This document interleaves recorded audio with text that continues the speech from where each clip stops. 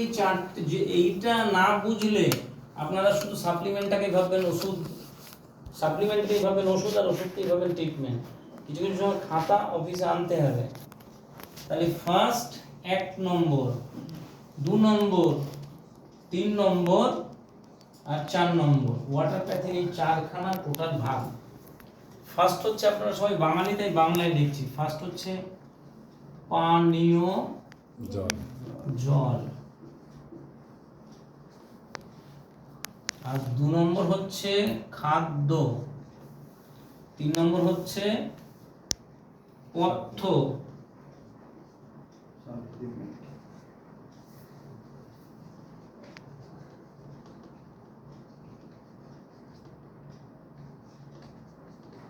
4 নম্বর হচ্ছে জল।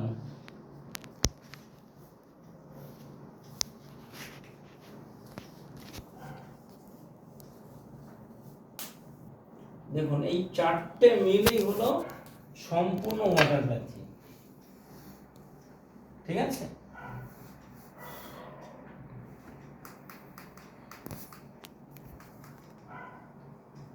বুঝেছেন? তাহলে ওয়াটারপ্যাথি মানে কি? আপনি মনে করলেন শুধু এইটা, এটা কি আমি এইটা যদি এই ঘরে রাখি এইটা হলো এইটা, এটা মানে সম্পূর্ণ ওয়াটারপ্যাথি নয়। এটা হলো ওয়াটারপ্যাথির একটা পার্ট, এমন কি একটা পথ্য বা সাপ্লিমেন্ট।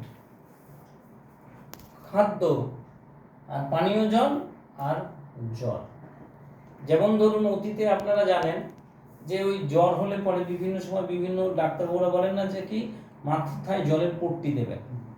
তাহলে মাথায় যে জলের পট্টি দিচ্ছেন, জল দিয়েই তো দিচ্ছেন, তাহলে ওটা নিশ্চয়ই এই জল এই ফোর্থে পড়ে। আবার কখনো কখনো দেখবেন রাজরাজারা আগেকার দিনে কি হতো, ওই ফোয়ারার মাধ্যমে ওই উষ্ণ গরম জলের হাওয়া নিত। দেখবেন এখন কি হয়েছে কিনা বিভিন্ন পার্লারে, যাকে স্টিম বাথ বলছে, সেটাও তো কিন্তু স্টিমটা কি জলই তো, জলটা জলীয় বাষ্প আকারে হিট দিয়ে করেছে। তাহলে এটা কি? এটা হলো গিয়েও কিন্তু জল, ওটাই শরীরের মধ্যে ঘাম বের করে দিচ্ছে। তাহলে কি জল, এবার এই জলের বিভিন্ন রকম ব্যবহারিক প্রয়োগ আছে। সেই প্রয়োগগুলো আমরা বিজ্ঞানসম্মতভাবে আমরা সেই প্রয়োগগুলো শিখব। সেটাই হবে, যেমন ধরুন কিডনি ড্যামেজ হয়েছে, তাহলে জল, সেই কিডনি ড্যামেজের জলটা কি করে করব? সেই জলটা ওইটা করলে যে কিডনি ড্যামেজটা ঠিক হবে, কেন ঠিক হবে তার সায়েন্টিফিক নলেজ। ধরুন আপনি বলেন জ্বর হলে পরে যেমন হ্যাঁ, তাহলে জ্বর হলে যেমন আমি বলি কি পায়ের মধ্যে জল, গরম জল চুবিয়ে বসে থাকুন।